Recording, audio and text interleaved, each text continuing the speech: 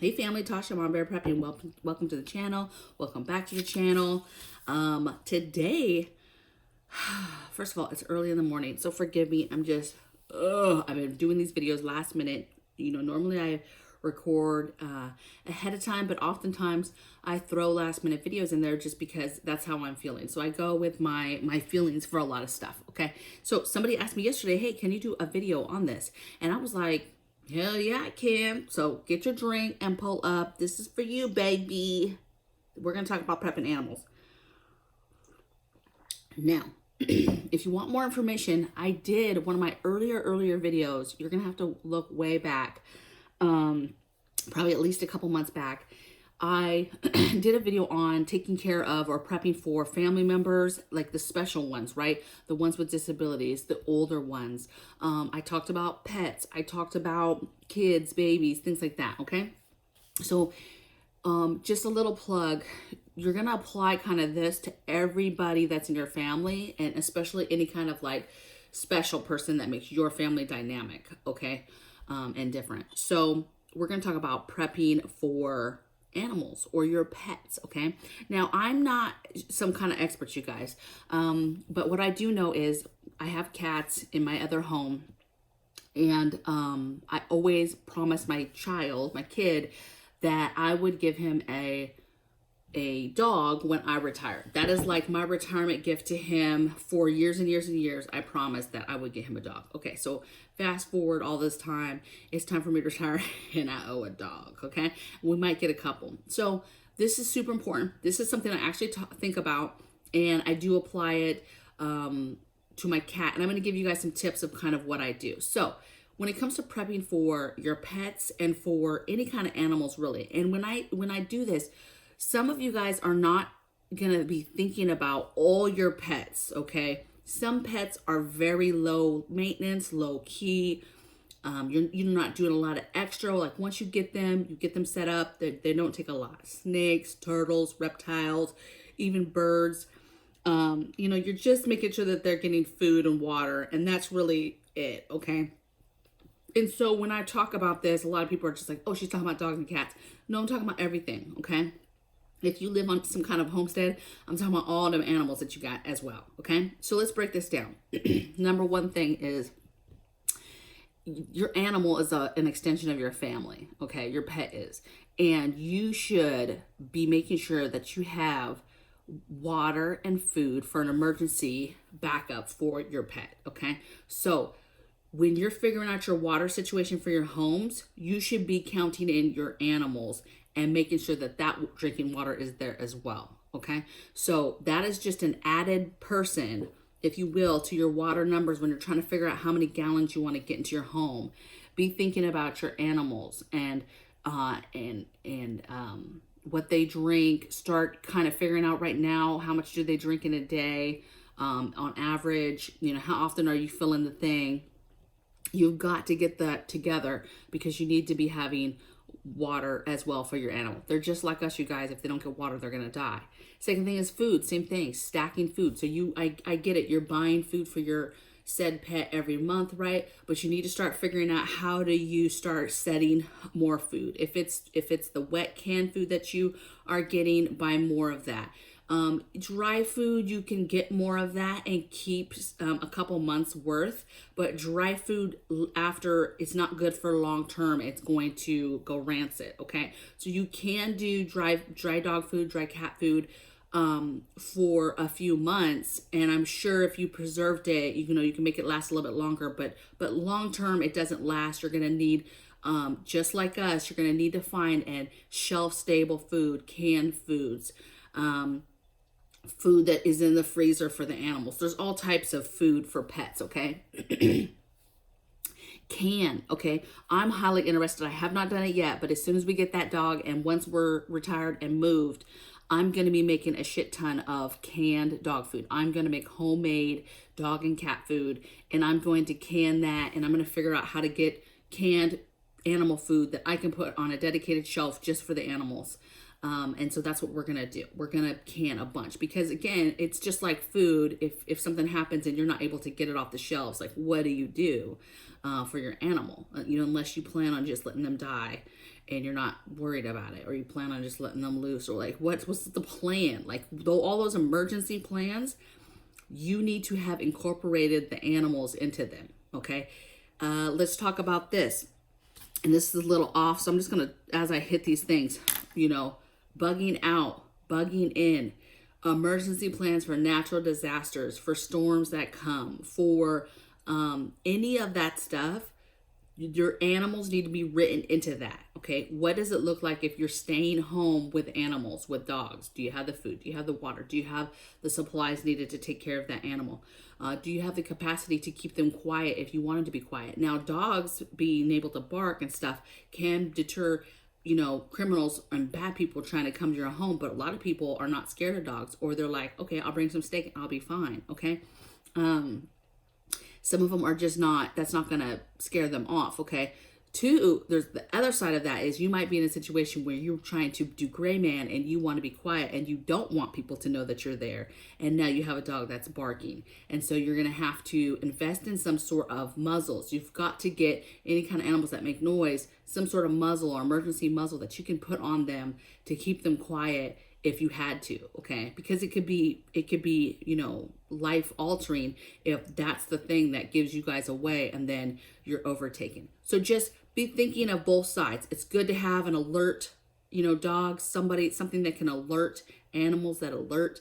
But on the other hand, if you're trying to have quiet animals in a certain situation, you have to have the ability to do that, okay?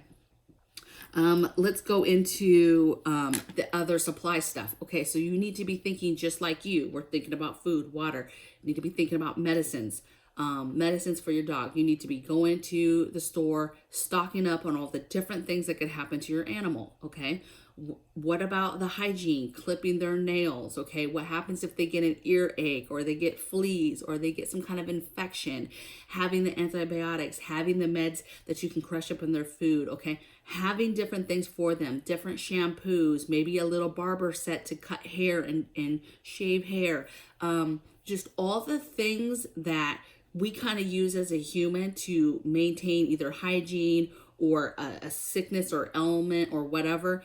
That's the type of stuff that you're going to want to get from them. If your dog's getting older and has some issues with walking or whatever it is you need to get, you need to make a priority and get that stuff for your animal and get it now, and get your backups to your backups. Don't just buy one thing and be like, I'm fine, Get your extra leashes, get a couple muzzles, get the extra medicines that you need for that animal to take care of it for a while, okay?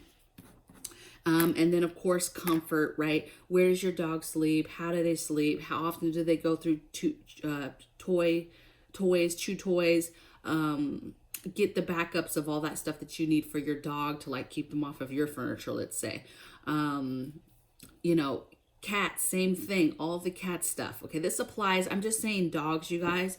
But I'm talking about the gambit. All of this stuff applies to dogs, cats, birds, reptiles, bunny rabbits. If you've got chickens, if you've got goats, whatever you have, this is applying to those animals. Let's talk about bugging out. This is huge. Your bug out plan needs to incorporate the animals. How fast or long does it take to load up all those animals? Do you have a vehicle that is even big enough to load all your animals and your family members to leave? Okay, is that going to involve a trailer of some sort? Is that going to involve cages of some sort? How do you make food and water mobile? Okay, where's all their stuff and how fast is it to get their extra stuff in the car? Okay, that stuff is super important and has to be written into those emergency plans. Okay, hey, if there's a fire, we take these bags, we take the dog, we have this cage for the dog, we take these cats, we have these 2 cages for the cats. Like, you've got to actually practice how long that takes, okay? Because that's a huge feat, just figuring out how you leave, okay, with all these animals, okay? Let's talk about a couple other things now. Off-grid, we push off-grid all the time, and it's always about, off-grid, how do you live without power? Same thing, animals. Now, a big part of this is if the sewer system goes down, and the toilet system. So you need to be thinking, you have these animals, they're just like you in regards to they have to relieve themselves, they have to go to the bathroom. That's going to happen regardless. You can't stop that. So it becomes, how does this animal go to the bathroom now? Do you have the backups for that? How do you dispose of that biohazard? How do you, let's say it's a dog and it's dangerous to go outside. How do you go outside with this dog and let them go to the bathroom? How do you get rid of that? How do you, if it's crazy outside and you're worried about dysentery, like people are outside, humans are outside going to the bathroom or getting rid of biohazard and getting rid of that stuff in an improper manner, and now you're having to walk your dog through it. Okay, how do you do that with animals? Okay, how do you survive off grid? How do you go gray man with an animal? I mean, that's a question you need to ask yourself, is how do you go gray man with an animal? Okay, and you know, if you had to leave quickly, you need to know now, today, what that looks like. How long does it take? How are you transporting your family to include all the pets, the animals? Because a lot of times, I think seasoned preppers kind of have this covered, right? They know, okay, we have animals, that's part of our family.